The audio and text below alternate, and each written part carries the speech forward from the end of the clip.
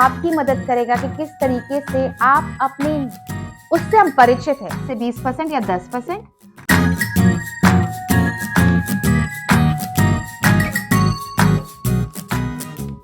नमस्कार दोस्तों, मिसेस वर्षा पूरन सिंह और अपने चैनल अंग्रेजी सीखे के साथ जुड़ने के लिए आप सभी का बहुत बहुत धन्यवाद। Thank you so much as always कि आप चैनल को इतना प्यार दे रहे हैं, चैनल को लाइक कर रहे हैं, शेयर कर रहे हैं, सब्सक्राइब कर रहे हैं। और आपको दिख रहा होगा, अगर आप पिछले वीडियोस को रेफर करना चाहते हैं तो प्लीज इस प्लेलिस्ट को फॉलो कीजिए, ताकि अगर आपने कोई भी क्लासेस मिस की हैं और आप चाहते हैं कि आज के क्लास के साथ आप कनेक्ट कर सके, तो पुराने सारे क्लासेस को प्लीज रेफर कीजिए। आज का हमारा टॉपिक बहुत ही इंपॉर्टेंट है। वैसे तो सीबीटी के सारे टॉपिक्स बहुत इंपॉर्टेंट हैं, बट आज ये टॉपिक आपकी मदद करेगा कि किस तरीके से आप अपने डर को बाहर कर सके या उसको ज्यादा अच्छे तरीके से समझ सके। पहले क्लास में मैंने आपको सीबीटी का इंट्रोडक्शन दिया था, यानी उसका परिचय कराया था।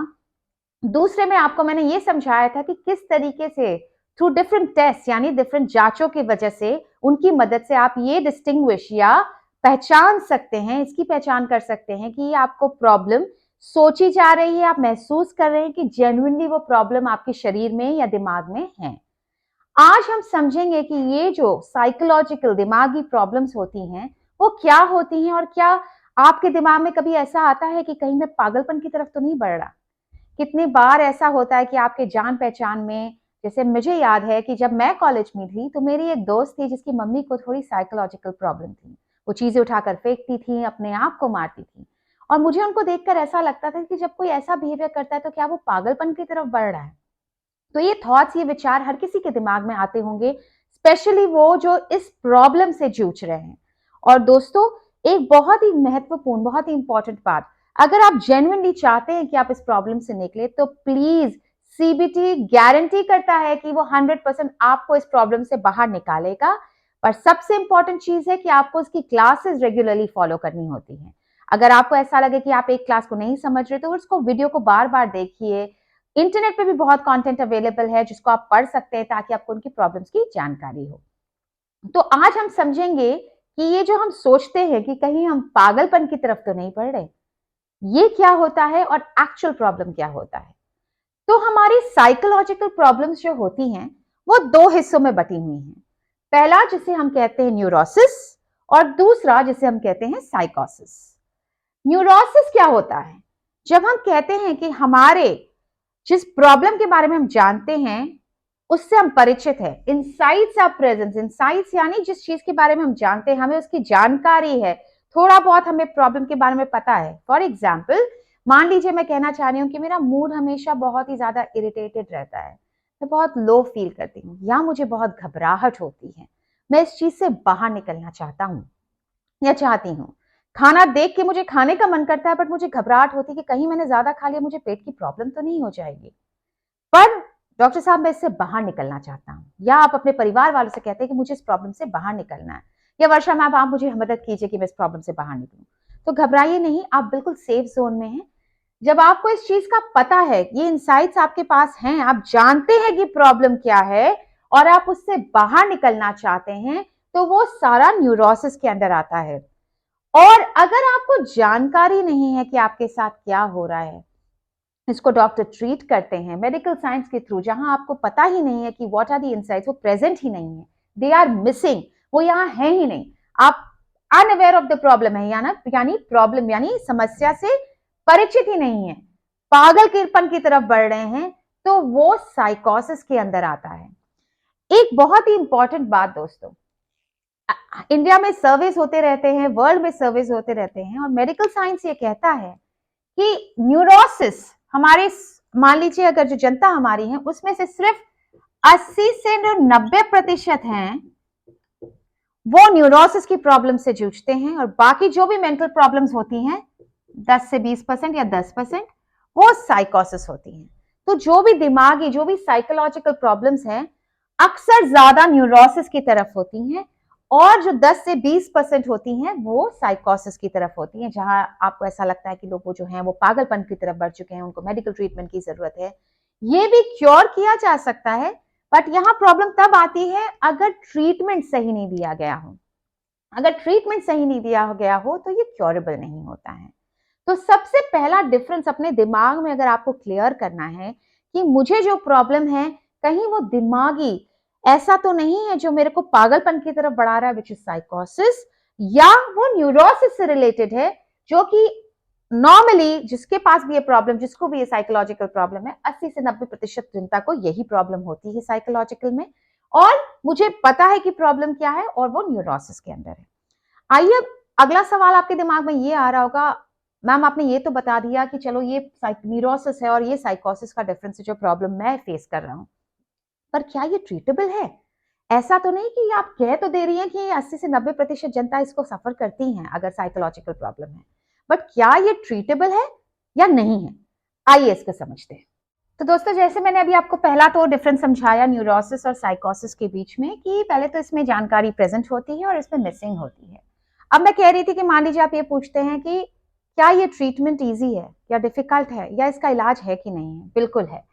न्यूरोसिस कहता है कि जो भी ऐसी साइकोलॉजिकल प्रॉब्लम्स हैं, जो मैं भी आपको थोड़ा और डिटेल में बताऊंगी, जो हम साइकोलॉजिकल प्रॉब्लम्स के बारे में बात कर रहे हैं, इनका ट्रीटमेंट इजी होता है, आसान होता है। मैं ये नहीं कह रही कि प्रॉब्लम आसान है, पर ट्रीटमेंट इन कंपैरिजन टू साइकोसिस आसान होता है। वो इंसान जो पागलपन की तरफ बढ़ रहा है, ऐसा लगता है कि उसका दिमागी हालत या संतुलन ठीक नहीं है, उसमें ट्रीटमेंट डिफिकल्ट यानी मुश्किल हो जाता है, पर यहाँ ट्रीटमेंट आसान होता है और ये 100% क्योर किया जा सकता है। किस तरीके से? सीबीटी जिसके बारे में हम बात करते आ रहे हैं, वेरी वेरी इंपॉर्टेंट, ये गारंटी देता है इस बात की ये कोर्स कि आपको, अगर आप कॉग्निटिव बिहेवियर थेरेपी को अच्छी तरीके से फॉलो करेंगे, समझेंगे, तो ये 100% आपको क्योर करने में सपोर्ट करता है। दूसरी और भी बहुत सारी टेक्निक्स होती हैं, प्लस मेडिसिन हैं जो सपोर्ट करते हैं, जिसमें आपको इस पे 100% रिकवरी मिल सकती है। पर यहाँ पे साइकोसिस, पागलपन, मैडनेस की तरफ जब हम बढ़ते हैं, तो ये 2 से 4% फिर भी अनक्योर्ड यानी पूरी तरीके से ठीक नहीं हो पाता। उसके बहुत सारे रीजंस होते हैं, हो सकता है कि इलाज सही तरीके से नहीं हुआ हो, कितने बार जेनेटिक फैक्टर भी आता है।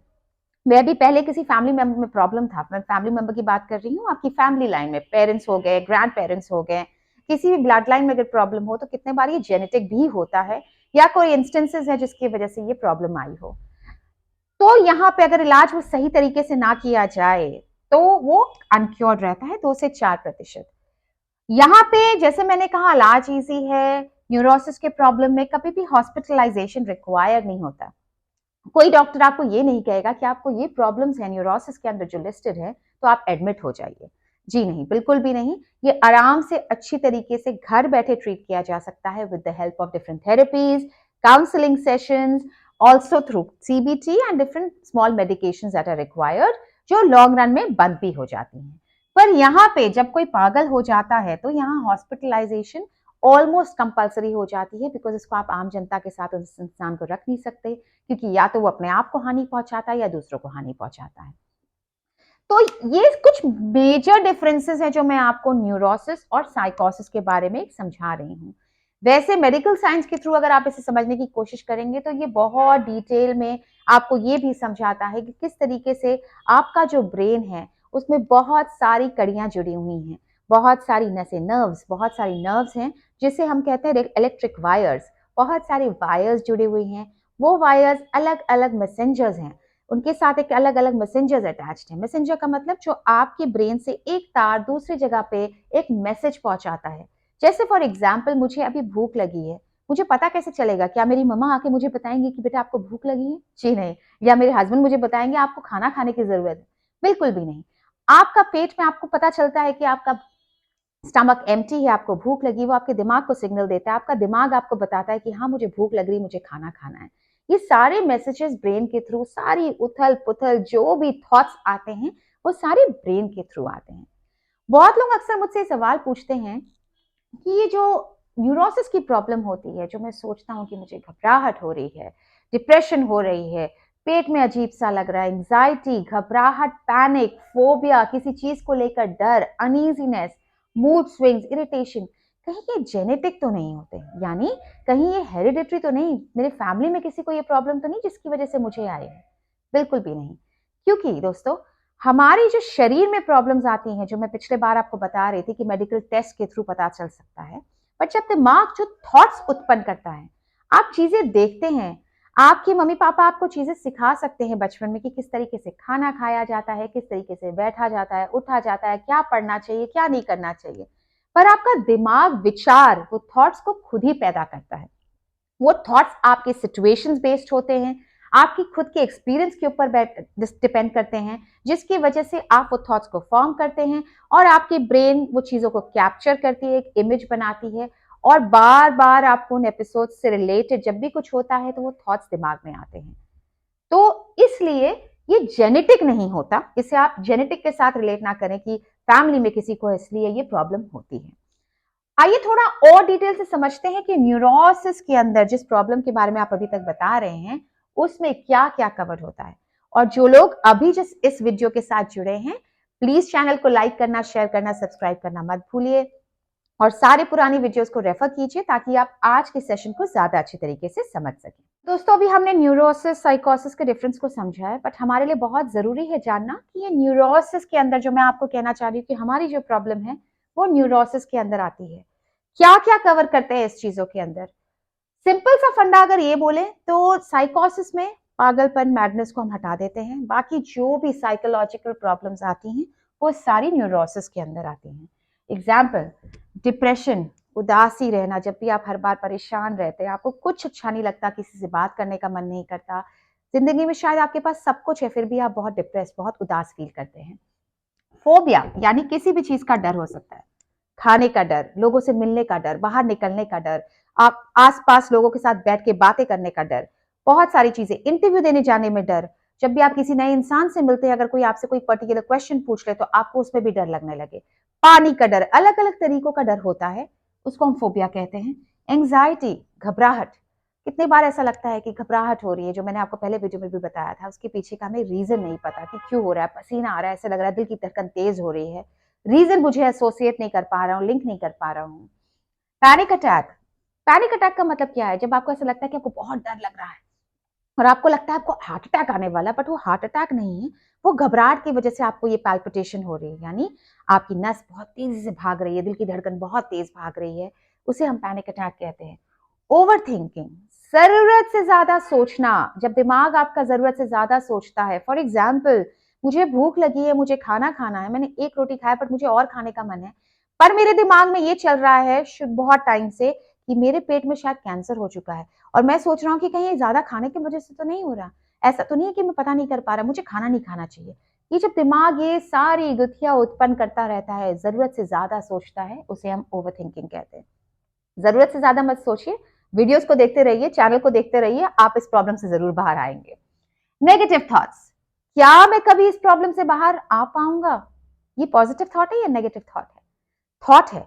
नेगेटिव जरूर है क्योंकि आप सोच रहे क्या आप इस प्रॉब्लम से बाहर आ पाएंगे। जी हाँ, बिल्कुल इस प्रॉब्लम से बाहर आ पाएंगे। पर जब दिमाग ऐसी उल्टी चीजें सोचता है, हमेशा गलत बातों की तरफ ज्यादा ध्यान देता है, चीजों में अच्छाई सोचने के बजाय ये सोचता है कि मेरे साथ बुरा ही होने वाला है, नेगेटिव थॉट्स। IBS इन medical science, irritable bowel syndrome, जो पेट से रिलेटेड प्रॉब्लम है। बहुत बार ऐसा होता है कि आपको लगता है कि आपने भले कुछ खाया हो चाहे ना खाया, आपका पेट भारी लग रहा है, आपको लगता है आपको वॉशरूम जाना चाहिए, वहीं आप ज्यादा से टाइम अपना व्यतीत करते हैं, होता कुछ नहीं है, अजीब सा पेट में अनईजीनेस, आप डॉक्टर के पास जाते हैं, कहते हैं मुझे शायद गैस हो रहा है, मोशंस हो रहे हैं, क्या हो रहा है मुझे समझ नहीं आ रहा, बट मेरा पेट बड़ा अजीब सा फंक्शन कर रहा है, जबकि आपने खाने में कुछ गलत नहीं खाया है। फोकस इश्यूज, किसी भी चीज में ध्यान देने में प्रॉब्लम। फॉर एग्जाम्पल, आप मान लीजिए आप इस वीडियो को देख रहे हैं, 2 मिनट आपने इस वीडियो को देखा होगा, फिर आपने सोचा नहीं ये क्या कह रही है, पता नहीं सही लग रहा है नहीं लग रहा, आप ध्यान नहीं दे पा रहे, समझ नहीं पा रहे, समझना चाहते हैं पर आप फोकस नहीं कर पा रहे, टेंशन नहीं दे पा रहे हैं। मूड स्विंग्स, कभी सडनली जब आप परिवार वालों के साथ बैठे, आज आपका मूड बहुत अच्छा है और उसी 2 मिनट के बाद सडनली आप फिर से लो हो जाते हैं। जब मूड इस तरीके से चेंज होता रहता है, जब आपको सडनली इरिटेशन होती है, सडनली खुशी होती है, सडनली गुस्सा आता है, सडनली ठीक लगता है, अच्छा लगता है सब कुछ, ये सारी प्रॉब्लम्स न्यूरोसिस के अंदर आती हैं, ये सारी साइकोलॉजिकल प्रॉब्लम्स इसके अंदर आती हैं। एंड दोस्तों, कॉग्निटिव बिहेवियर थेरेपी के थ्रू आप इसे 100% क्योर कर सकते हैं। इन सब चीजों से आप ये समझिए कि आप अपने इस डर से बाहर आ जाइए कि आप पागलपन की तरफ नहीं बढ़ रहे, ये एक न्यूरोलॉजिकल प्रॉब्लम है जिसे हम ठीक कर सकते हैं through different therapies, through medicine, through different types of counselling. So अगले सेशन में मैं आपको ये समझाऊंगी कि हमारा ब्रेन किस तरीके से डेवलप होता है और हम कैसे रिलेट कर सकते हैं कि जो हमारा ब्रेन सोच रहा है वो कहाँ से उत्पन्न हुआ होगा, किस तरीके से वो थॉट्स आते हैं। और दोस्तों प्लीज मैं बार बार कह रही हूँ, जब भी आप ये वीडियोस देखते हैं अपने नोट्स बनाइए। जब भी आपके लाइफ में इंस्टेंसेस ऐसी आ रही हैं जहां आपको ये पैनिक अटैक्स, एंजाइटी, डिप्रेशन के थॉट्स आ रहे हैं, ट्राई कीजिए आप इन वीडियोस को उनसे रिलेट कीजिए। देखिए कि आप समझ पा रहे हैं कि जो मैं सोच रहा हूँ और जो ये सेशन में मुझे बताया जा रहा है, क्या उन दोनों में कोई ना कोई लिंक है। ये बहुत जरूरी है समझना। और दोस्तों एक बात याद रखिए, ये मैं आपको सिर्फ एक जिंदगी के असलियत से वाकिफ कराने के लिए कह रही हूँ। और दोस्तों एक बात याद रखिए, अगर आपने कभी शेर को देखा होगा जब वो भी एक लंबी छलांग मारना चाहता है तो हमेशा अपने एक कदम पीछे की तरफ बढ़ाता है और फिर एक ऊंची छलांग मारता है। उसी तरीके से जब जिंदगी हमारा इम्तिहान लेती है तो जिंदगी भी हमें एक कदम पीछे धकेलती है, और ताकि हम उस ऊंची छलांग के लिए तैयार रहें। तो आप भी अपने आप में ये भरोसा रखिए कि लाइफ में ऐसी कोई प्रॉब्लम नहीं है जिसका सोल्यूशन हमारे हाथ में नहीं होता, और जिसका सोल्यूशन हमारे हाथ में नहीं है उसकी चिंता करिए ही मत। तो आइए साथ में जुड़े रहिए, चैनल को इसी तरीके से लाइक करते रहिए, शेयर करिए, सब्सक्राइब कीजिए। अपने चैनल अंग्रेजी सीखिए को इसी तरीके से प्यार देते रहिए। कॉग्निटिव बिहेवियर थेरेपी के सारे क्लासेस को अच्छी तरीके से फॉलो कीजिए, अपने नोट्स बनाइए, और याद रखिए ये जंग हम जरूर जीतेंगे। मिसेस वर्षा पूरन सिंह के साथ जुड़ने के लिए और अपने चैनल अंग्रेजी सीखिए के साथ जुड़ने के लिए आप सभी का बहुत बहुत धन्यवाद। खुश रहिए, मुस्कुराइए, और हमेशा जैसे मैं कहती हूँ, जब आप मुस्कुराएंगे तो दुनिया आसपास मुस्कुराएगी। धन्यवाद।